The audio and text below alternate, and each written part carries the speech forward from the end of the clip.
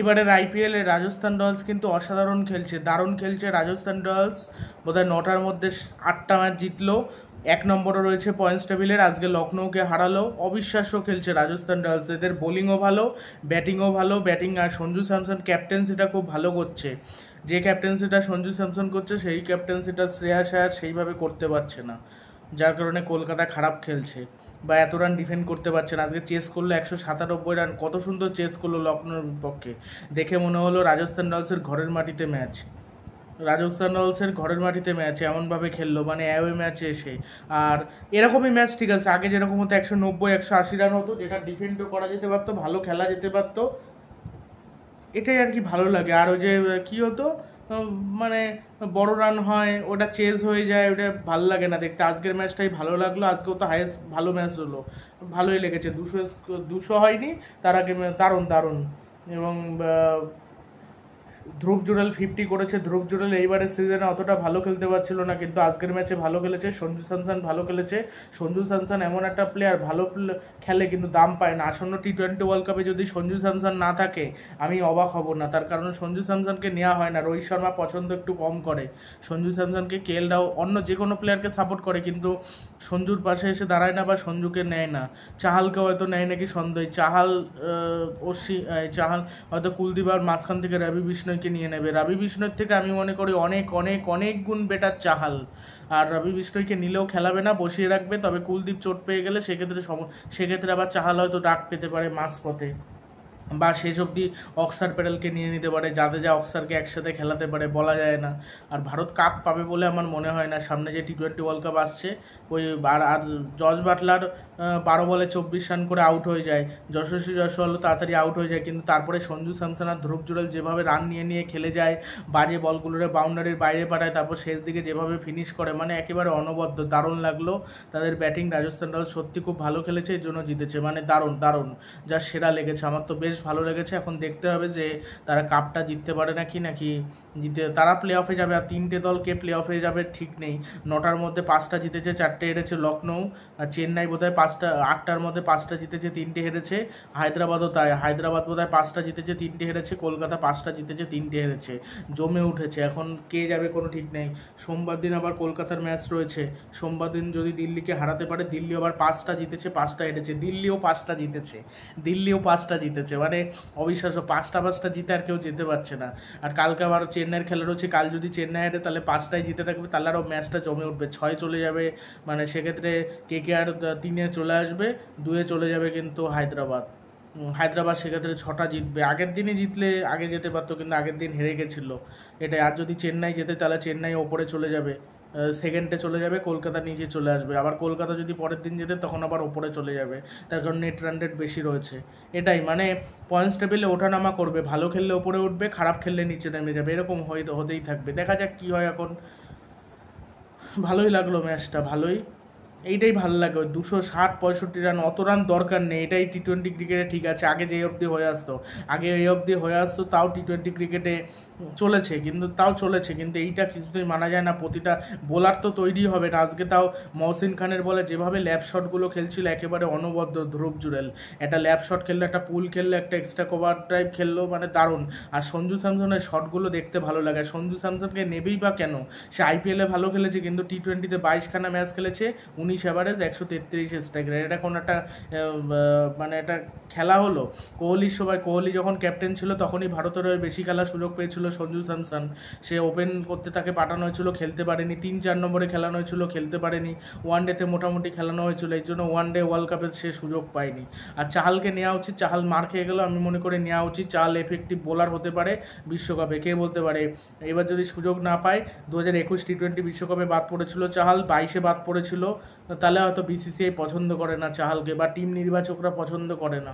তখন বিরাট কোহলি আর রবি শাস্ত্রী চেয়েছিল চাহালকে, কিন্তু শেষ অবধি দেয়নি। মানে ক্যাপ্টেন আর কোচ, ক্যাপ্টেন যা চেয়েছিল সেটা হয়নি, টিম নির্বাচক যা চেয়েছিল সেটাই হয়েছিল।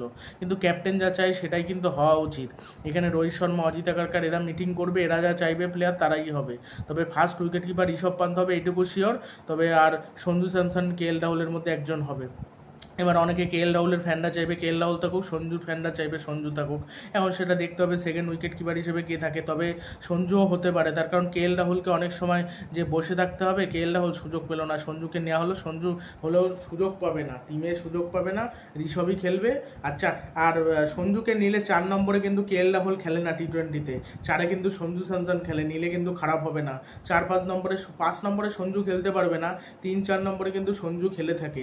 এবার ওপেন কে করবে ভারতের হয়ে সেটা দেখতে হবে, সেটা টিম নির্বাচন দেখেই বোঝা যাবে। কাল পরশু হয়তো টিম নির্বাচন হবে, সেটা জানলে আমি ভিডিওতে জানিয়ে দেওয়ার চেষ্টা করব কেমন হলো টি-20 বিশ্বকাপে ভারতের দল। তারপরে কিন্তু আবার চেঞ্জ হবে, আইপিএলের শেষে বা কোনো প্লেয়ার চোট পেয়ে গেলে তার পরিবর্তে আর একটা প্লেয়ার, সেটা কিন্তু সব টিমই নিতে পারবে। আর 1 তারিখের মধ্যে সব টিমকে ঘোষণা করতে হবে যে এই প্লেয়ারকে নেবো, এই প্লেয়ারকে নেবো না। সঞ্জু স্যামসন এত ঠান্ডা মাথার ক্যাপ্টেন্সিটা করেছে, যখন যাকে বোলিংয়ে দেওয়ার দরকার তখন থেকে বোলিংয়ে দিয়েছে দারুণ। আবেশ খান যখন মার খাচ্ছিল তখন সরিয়ে দিয়ে স্পিনার নিয়ে আসলো, তাও মার খেয়েছে ঠিক স্পিনার, কিন্তু ভালো ক্যাপ্টেন্সি করেছে।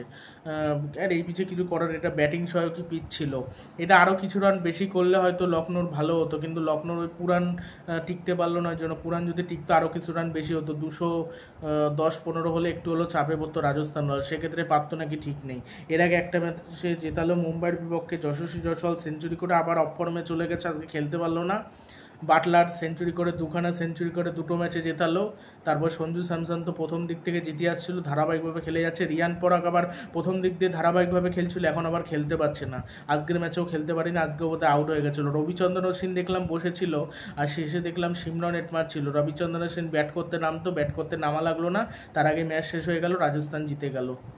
আর কুমার সাঙ্গাকারা ভালোই কোচিং করাচ্ছে। সঞ্জু স্যামসনের নেতৃত্বে 2022 সালে তারা রানার্স আপ হয়েছিল, 23-এ তারা উঠতে পারেনি, কিন্তু তাও মোটামুটি ভালো খেলেছিল। ধারাবাহিকভাবে তারা ভালো খেলছে, টক্কর দিচ্ছে তারা, আগে যেরকম একেবারে খেলতে পারছিল না, এখন তারা টক্কর দিচ্ছে। লখনৌ সুপার জায়ান্টস রাজস্থান রয়্যালসের বিরুদ্ধে রান তোলে। প্রথমে ব্যাট করে 196 রান, 5 উইকেটে 20 ওভারে। ডি কোক 3 বলে 8 রান করে 2টো 4 মেরে আউট হয়ে যায় বোল্টের বলে। এই বিদেশি বোলারদের মধ্যে বোল্ট মানে দুর্দান্ত বল করেছে, যার সেরা ডেথ ওভারে ভালো বোলিং করেছে, প্রথম দিকে ভালো বোলিং করেছে, সব জায়গায় ভালো বোলিং করেছে। যেখানে বোলিং সহায়ক উইকেট হচ্ছে না, ব্যাটিং সহায়ক উইকেট হচ্ছে, তাও কিন্তু অনবদ্য বোলিং করেছে। সে একটা কোয়ালিটি বোলার, কি এমনি তাকে বলা হয়, মানে একদম সেরা বোলার, সেরা, জাস্ট কোনো কথা হবে না, সেরা বোলার। এর জন্য কিন্তু সে ভালো খেলতে পারে, এত মানে খুবই ভালো লাগে, মানে খুবই সেরা লাগে তাকে দেখে, এই জন্য মানে এই জন্যই তাকে ভালো লাগে আর কি। 10 বলকে অনবদ্য, যখন মুম্বাইয়ের হয়ে খেলেছে তখন ভালো করেছে, এই জন্য বোধহয় মুম্বাই এখনও মিস করে। রাজস্থান রয়্যালসের হয়ে ভালো করছে, রাজস্থান আর কোনো দিনই ছাড়বে না। তবে 10 বোল্ট এখন যেরকম বল করছে, কলকাতা যখন কিনেছিল বা দিল্লি যখন কিনেছিল সেইভাবে তখন বোলিং করতে পারতো না। আর কেএল রাহুল 48 বলে 76 রান, 8টা 4, 2টো 6, 158 স্ট্রাইক রেটে ব্যাটিং করেছে এবং আবেশ খানের বলে আউট হয়েছে। ভালো ব্যাটিং করেছে কিন্তু কেএল রাহুল যথেষ্ট ভালো, যথেষ্ট সেরা ব্যাটিং কিন্তু করেছে কেএল রাহুল। মার্কাস স্টোনিস 4 বলে 0 রান। সন্দীপ শর্মার একটা অসাধারণ ইনসুইং বলে আউট হয়েছে, একজন অসাধারণ বোলার এই সন্দীপ শর্মা, দারুণ বল করছে। আজকের ম্যাচেও মোটামুটি ভালো বল করেছে। দীপক হুডা 31 বলে 50 রান, 7টা 4, অশ্বিন আউট করেছে। আর 161 স্ট্রাইক রেটে ব্যাটিং করেছে দীপক হুডা, দারুণ ব্যাটিং করেছে দীপক হুডা আজকের ম্যাচে। এবং কেএল রাহুলের সাথে যে পার্টনারশিপটা করেছিল সেটা একেবারে সেরা ছিল। আর দীপক হুডা এর আগের বছর খেলতে পারেনি, 2022 সালে খেলেছিল ভালো, কিন্তু আগের বছর কিন্তু খেলতে পারেনি, এই বছরও সেইভাবে খেলতে পারেনি। তবে লাস্ট ম্যাচটা একটু ভালো খেলেছে বলে এই ম্যাচে একটু ভালো ব্যাটিং করতে পেরেছে। এই জায়গায় যদি দেবদূতকে নামানো হতো, দেবদূত আবার ফ্লপ হতো, দেবদূত খেলতে পারছিল না, তাই তাকে নামানো হয়েছিল। আর আজকে ভয়ঙ্কর 2জন প্লেয়ার খেলতে পারেনি, স্টোইনিসও খেলতে পারেনি, পুরানও খেলতে পারেনি।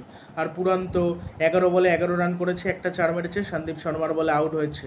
আর এই যে পুরান যে প্লেয়ারটাই, পুরান হলো ভালো, তবে আজকের ম্যাচে খেলতে পারেনি। আজকে যদি খেলতে পারতো এই রানটা 200 ছাড়িয়ে যেত। লখনৌ বোধহয় 200 রান করতে পারলো না আজকের ম্যাচে। আর আয়ুষ বদনী এর আগের খেলায় 2টো টিমই কিন্তু 200 করেছে। আর আয়ুষ বদনী 13 বলে 18 রান, একটা 4, নট আউট ছিল। কুণাল পান্ডে 11 বলে 15, একটা 4, আর 18 রান দিয়েছে, এক্সট্রা রান 18 রান। আর এই 10 বোল্টের ভালো বোলিং করার জন্য রাজস্থান রয়্যালসের বোলিংটা ভালোই হচ্ছে।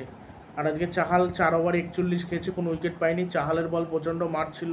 দীপক হুডার, কে এল রাহুল আজকে অনবদ্য ইনিংস খেলেছে। যারা খেলা বোঝে না তারা বলবে আজকে কে এল রাহুলের ইনিংসটা জঘন্য। কে এল রাহুল ওই ইনিংস না খেললে গেছিলো। সবসময় মেরে খেলা হয় না, অনেক সময় ধরে খেলা হয়তো কাজে লাগে। রবিচন্দ্রন অশ্বিন 4 ওভারে 39 রান খেয়েছে, 1 উইকেট নিয়েছে। আর আভেশ খান 4 ওভারে 42 রান দিয়ে 1 উইকেট নিয়েছে। 3টে বোলার মার খেয়েছে, 2টো বোলার ভালো, তাও 10 বল শেষের দিকে মার খেয়েছে। 4 ওভারে 41 রান খেয়ে গেছে, 1 উইকেট। আর সন্দীপ শর্মা 4 ওভারে 31 রান, 2 উইকেট, অনবদ্য 7.8 ইকোনমি। আর কুইন্টন ডিকক তাও অন্তত 60-65 করে খায়নি, এটাই অনেক। 60-65 করে খেলে তো এমনি অসুবিধা। 40-45 রান খায় ঠিক আছে, কিন্তু অত বেশি মার খেলে সমস্যা। 35-32-30 এরকম রান খায় ঠিক আছে। আর কুইন্টন ডিকক যখন আউট হয় তখন লখনৌ রান 8 রানে 1 উইকেট, তখন 3 বলে দারুণ সুইং করাচ্ছিল 10 বোল্ট। এর আগেও ডিকোককে আউট করেছিল, কে এল রাহুলকে আউট করেছিল ডিকক, এই বোল্ট। আর স্টোইনিস 11 বলে, এই স্টোইনিস যখন আউট হয় তখন 11 রানে 2 উইকেট। তারপর হুডা যখন আউট হয় 126 রানে 3 উইকেট। তারপর নিকোলাস পুরান যখন আউট হয় 150 রানে 4 উইকেট। তারপর কে এল রাহুল 173 রানে 5 উইকেট। 1 থেকে 6 ওভারে 46 রান তোলে লখনৌ। আর সব থেকে বড় পার্টনারশিপ হয় হুডা আর কে এল রাহুলের মধ্যে 62 বলে 115 রানের পার্টনারশিপ, অনবদ্য। তারপর আর সেরকম পার্টনারশিপ হয়নি। 18 বলে 24 রানের পার্টনারশিপ হয় পুরান আর কে এল রাহুলের মধ্যে। আর আয়ুষ বদনি আর কে এল রাহুলের মধ্যে 13 বলে 23 রানের পার্টনারশিপ হয়। তারপর আয়ুষ বদনি আর কুণাল পান্ডার মধ্যে 16 বলে 23 রানের পার্টনারশিপ হয়। আর সেইভাবে হয়নি। আর কে এল রাহুল আজকে না খেললে 156 রান হতোই না, 140, 45 বা 50 রান হতো। আর যদি এটা পুরান খেলে দিতে পারতো, পুরান খেললে সেক্ষেত্রে মারকুটে ব্যাটিং করে, সেক্ষেত্রে আরও বেশি রান হলেও হতে পারতো।